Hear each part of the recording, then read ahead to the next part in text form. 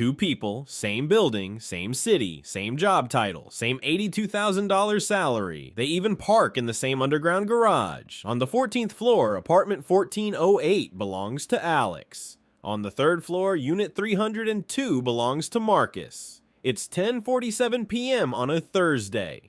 Alex is sitting at a sleek white marble kitchen island. There's a $2,300 couch in the living room, a 75-inch TV mounted perfectly on the wall, soft LED lighting under the cabinets. It looks like an Instagram ad, but on the counter, 3 unopened credit card bills, minimum payments, $390, $240, $125. Alex makes $6,833 per month before taxes. After taxes and deductions, about $4,900 hits the checking account. Rent is $2,150. Car payment, $540. Insurance, $190. Subscriptions and memberships, $148. Groceries and takeout, around $900. Credit card minimums, $755. There's about $200 left most months. Alex refreshes the banking app twice before bed, heart rate slightly elevated. There's no emergency fund. If the job disappears, the apartment disappears in about 60 days. Now let's go downstairs. Marcus's place is smaller, 700 square feet. Rent, $1,450. The couch is secondhand. The TV is 50 inches. No under cabinet lighting, no marble island.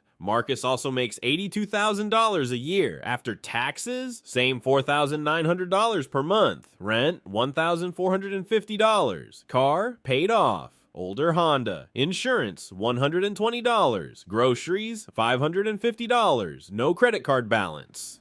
Total fixed monthly expenses, about $2,500. He automatically invests $1,500 every month. He keeps 6 months of expenses, about $15,000, in a high-yield savings account. He doesn't check his bank account before bed. He sleeps, same income. Same building, same city, completely different emotional reality. This isn't about income, it's about minimalist money rules, the psychological discipline that creates financial stability regardless of salary. And that's what we're going to break down today. My name is Tom, and I spend way too much time thinking about how money decisions shape our psychology and long-term freedom. If you're someone who feels like you make decent money but still feel financially tense, like there's never quite enough margin, make sure to hit the subscribe button and give this video a thumbs up if this helps you out, because here's the thing, most people think financial stability is about earning more, but that's not actually what's happening. Look, income matters, of course it does, but financial stability isn't a math problem first, it's a behavior problem, and that behavior is driven by identity, insecurity, comparison, and dopamine. Let me explain.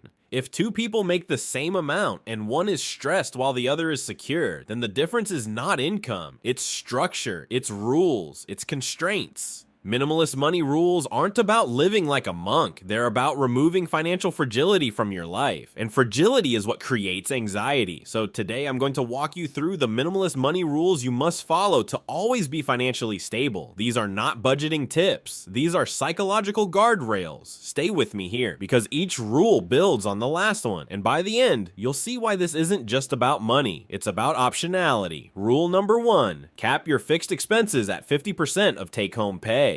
This is non-negotiable. If you bring home $5,000 per month, your total fixed expenses, rent, car, insurance, utilities, minimum debt payments, should not exceed $2,500. Not 60%, not 70%. 50%. Why? Because fixed expenses are gravity. They don't negotiate. They don't care about your mood. They show up every month. Let's do simple math. If your fixed expenses are $3,500 on a $5,000 income, that leaves $1,500 for food, gas, irregular expenses, savings, investing, fun, everything. One unexpected $1,200 car repair wipes out an entire month of flexibility. Now look at Marcus. His fixed expenses are roughly $2,000 out of $4,900 take home. That's about 40%. That margin is breathing room. Psychologically, margin equals calm. Here's what most people don't realize. High fixed expenses don't just reduce savings, they increase fear. Because now your lifestyle requires constant income. You are no longer earning money, you are feeding a machine. The behavioral trap, lifestyle anchoring. You upgrade your apartment because I can afford it. You upgrade your car because I deserve it. But you're not just buying the thing. thing. You're buying the obligation, and obligation creates pressure. Second order insight: the lower your fixed expenses, the more career risk you can take. You can switch jobs, start a side project, negotiate harder, say no to toxic work environments. Minimalism buys courage. Now you might be thinking, but Tom, rents are insane. 50% isn't realistic. Look, I get it. Housing is expensive, but if your city forces you into 65% fixed costs, that's not just a housing problem. That's a location problem, or an income mismatch, or a lifestyle expectation problem. Financial stability doesn't care about convenience. It cares about ratios. Rule number 2, build a 6-month emergency buffer before investing aggressively. 6 months of bare bones expenses, not 6 months of lifestyle, 6 months of survival. If your essential expenses are $2,500 per month, you need $15,000 in liquid cash. Why 6 months? Because the average job search in a downturn can last 3-6 months, and layoffs don't announce themselves politely. Psychology layer: an emergency fund isn't about math, it's about removing background anxiety. When you have no buffer, every corporate rumor feels existential. Every economic headline spikes your heart rate. You operate from fear. Fear makes you cling to bad jobs. Fear makes you underperform. Fear makes you reactive. Let me show you something. If you invest $1,500 per month but have zero emergency fund, you might earn 7% annually, but one layoff forces you to sell investments at a 20% market dip. You just destroyed years of compounding. Opportunity cost isn't just growth, it's forced mistakes. The deeper insight: cash is optionality. It buys time, and time is what separates thoughtful decisions from desperate ones. Rule number 3, eliminate high interest debt like it's a fire. Debt above 7% interest is not neutral, it's gravity. If you carry $10,000 at 22% credit card interest,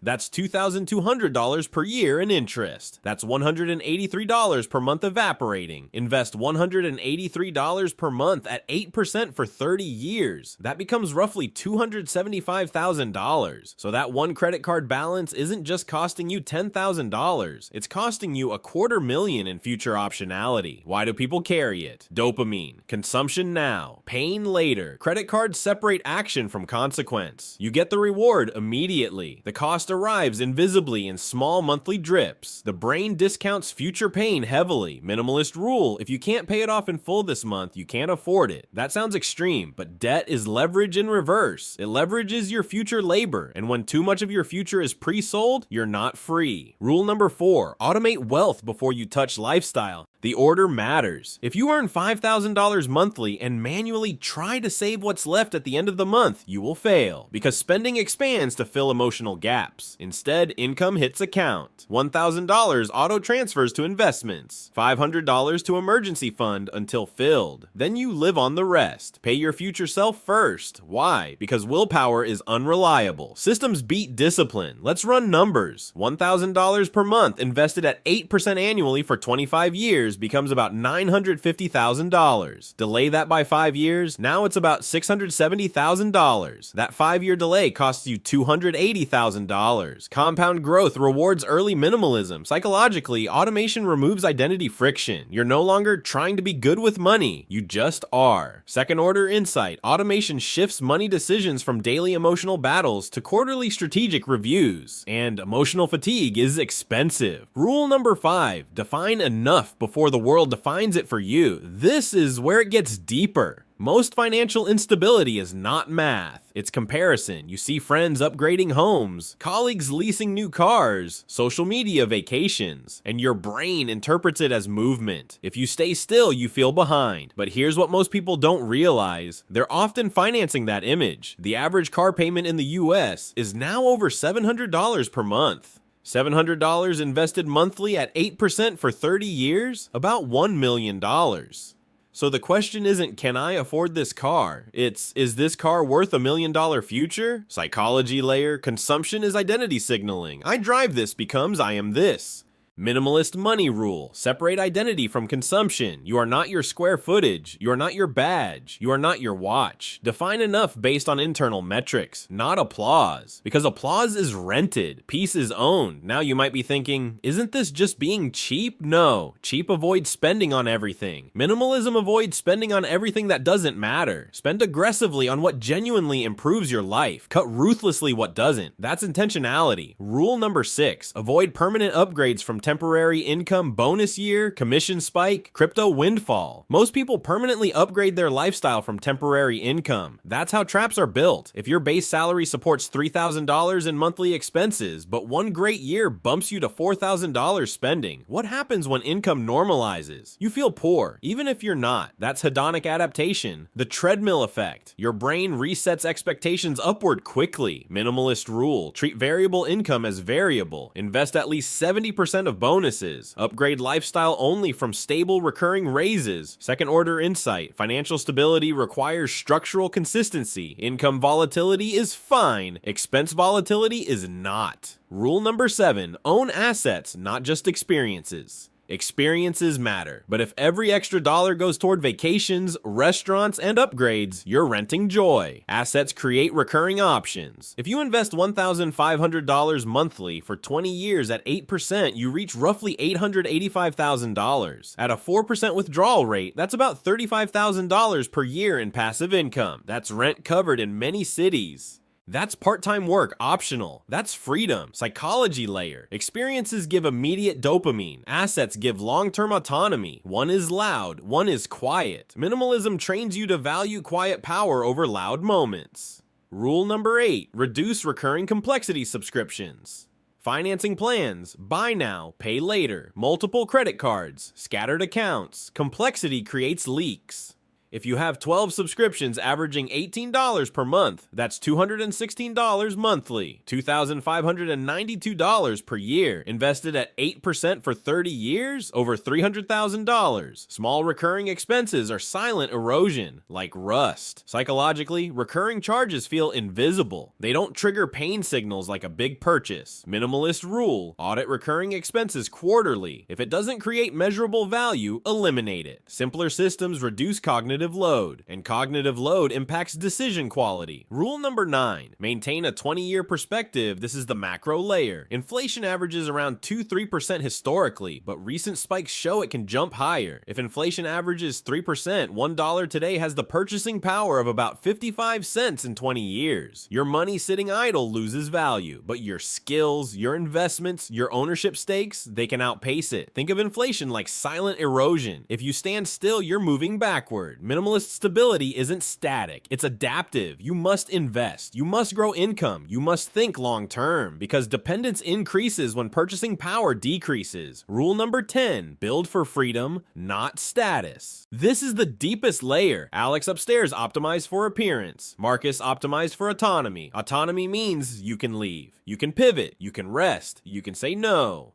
Financial stability is not about having a high income, it's about having low fragility. Fragility is when one unexpected event collapses your structure. Minimalist money rules reduce fragility, and reduced fragility increases freedom. Now let's make this practical. Here's your 7-day reset. Day 1, 2, calculate your fixed expense ratio. If it's above 50%, identify the biggest lever. Day 3, list all recurring subscriptions. Cancel at least 2. Day 4, open a high-yield savings account if you don't have one. Day 5, set up automatic transfers, even $200 to start. Day 6, calculate total high-interest debt, create payoff plan. Day 7, define your enough number in writing, 30-day system changes. Reduce at least one fixed expense category. Build $1,000 starter emergency fund if you have none. Increase automatic investments by 1%. Sell one unused item and apply proceeds to debt or savings. Track net worth monthly, not daily. Monthly tracking prevents emotional volatility. 90-day recalibration. Reach 1 month of expenses saved. Eliminate one high-interest debt account. Reassess housing and transportation alignment. Project your 20-year investment path. If you invest $1,000 per month at 8% for 20 years, you're looking at around $590,000. That's not fantasy, that's math. Let's go back to Alex and Marcus. It's 5 years later. Alex now makes $95,000, but fixed expenses climb too, still stressed. Marcus now has over $120,000 invested, emergency fund intact, options expanding, same building, different trajectory. This was never about income. It was about rules. It was about structure. It was about resisting the psychological pull of status and choosing the quiet compounding of freedom. Minimalist money rules aren't restrictive. They're liberating. They reduce fragility, they increase optionality, and they give you something most people never truly experience: peace. If this resonated, subscribe. Not because you need more information, but because you need reinforcement. Because the world is constantly trying to convince you to upgrade your lifestyle. This channel is here to remind you to upgrade your stability instead. I'll see you in the next one.